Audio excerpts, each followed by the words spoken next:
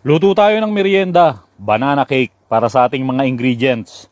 Half cup melted unsalted butter, 3/4 cup sugar, 1½ cup all-purpose flour, 1 teaspoon salt, 1 cup mashed banana, 1 teaspoon baking powder. Mix lang natin lahat yan, 2 to 3 minutes, hanggang sa mag-fully combine lang yung ating mga basic ingredients. Tapos preheat na natin yung oven, 200 degrees. Tapos place na natin yung ating butter mix sa oven, reduce yung temperature 160 degrees. Bake natin yan ng 30 to 45 minutes. Para naman sa frosting, pwede kayong gumamit ng cream cheese, 200 grams, 200 grams unsalted butter, 1/2 cup sugar. Mimix nyo lang lahat yan para maging creamy. Pwede rin gumamit ng fruit fillings, any kind. Ako gumamit lang ako dito ng blueberry fillings. Halika, kape tayo.